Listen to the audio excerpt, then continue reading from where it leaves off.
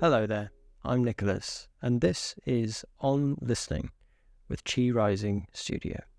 Thank you for joining me today. In our first episode, we began our conversation about the importance of listening. Today, I'd like to delve into a closely related topic, the art of being heard. Take a moment to reflect on the last time you felt heard. Not just listened to, but genuinely understood. How did it feel? Perhaps there was a sense of relief, of connection, or maybe even a sense of surprise. Being heard is a fundamental human need, yet in our fast-paced, hyper-connected world, it's becoming increasingly rare. Think about a typical day of yours. How many meaningful conversations do you have? I don't mean the quick exchanges about the weather or what to have for dinner, but deep conversations where you feel seen and understood. If you're like many of us, these moments are probably few and far between. We live in an era of unprecedented connectivity. With a few taps on our smartphones, we can reach out to anyone, anywhere in the world.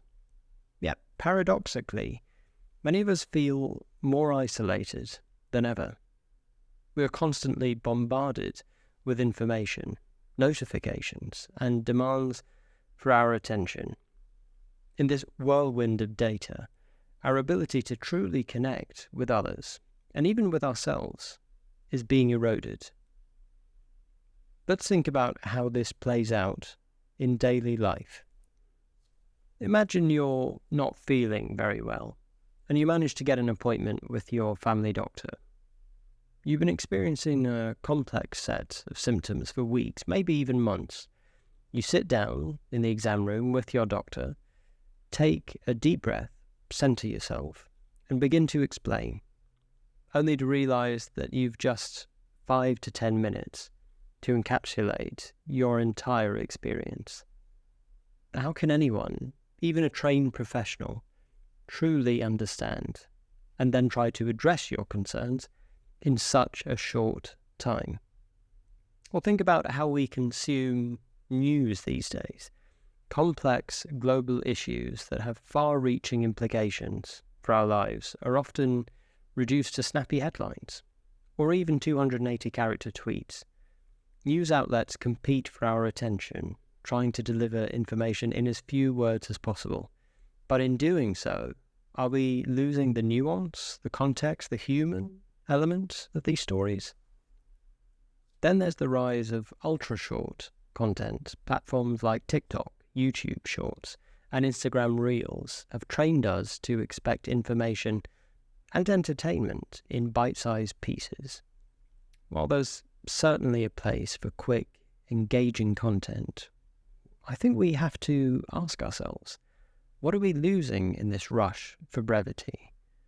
Are we sacrificing depth for convenience? I want to be clear. I don't wish to demonize technology or suggest we should all go off-grid. These tools and platforms have their places and have brought many positive changes to our lives. In fact, without them, you wouldn't be able to listen to me right now. The issues arise when we allow them to replace rather than enhance our human connections. So what can we do? How can we create more space in our lives for meaningful connections and ensure that we are not just heard, but truly understood? Well, first we need to recognize the value of time. In our efficiency-driven cultures, we often feel pressure to optimize every moment of our days. But some of the most valuable experiences in life can't be quantified or optimized. They require us to slow down, to be present, to give our full attention without expecting anything in return. This brings me to the act of listening, of truly hearing someone. Listening is not a transaction. It's not about waiting for your turn to speak or thinking about how you can benefit from the interaction. It's about being fully present with another human being, acknowledging their experience and holding space for their thoughts and feelings. Imagine how different our world might be if we all committed to trying to engage with this kind of listening. If, instead of rushing to offer solutions or judgments, we simply offered our presence and our attention. How might this change our relationships, our communities, our society as a whole? A few years ago, I was going through a particularly challenging time in my life. I felt pretty overwhelmed, uncertain about my future, and desperately in need of guidance. So I reached out to a friend, hoping for advice, or maybe just some words of wisdom that would magically solve all my problems. What I received was something far more valuable. My friend didn't offer solutions or try to fix my situation. Instead, they simply listened. They asked thoughtful questions, reflecting back what they heard, and most importantly, they created a safe space where I felt free to express myself fully. By the end of the conversation, my problems hadn't disappeared, but I felt lighter, more grounded and empowered. They hadn't given me any solutions, but that simple act of being heard had helped me gain clarity and find my own path forward. This experience was a turning point for me. It made me realize the incredible power we all have to impact others' lives, not through grand gestures or clever advice, but through the simple act of listening. Now, I know you might be thinking, that sounds great, but I barely have time to get through my to-do list each day. How am I supposed to find time for all these deep conversations? It's a valid concern, and I want to acknowledge that. We all have busy lives, each in our own way, with countless responsibilities. But I want to challenge you to shift your outlook on listening. What if these moments of connection aren't a luxury, but a necessity? What if they're as crucial to our well-being as eating or getting enough sleep?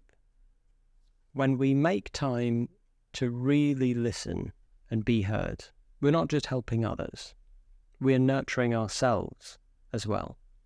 We're strengthening the bonds that make life meaningful and building the kind of community support that can carry us through difficult times. So, how can we do this in a practical way? We can practice mindful listening. The next time you're in a conversation, try to set an intention within your mind to focus entirely on what the other person is saying. Don't think about how you'll respond or let your mind wander to your to-do list. Of course, the mind finds itself wandering, but in these moments, it's all right to notice it drifting away. Acknowledge where it went and gently guide it back to the present moment, to listening.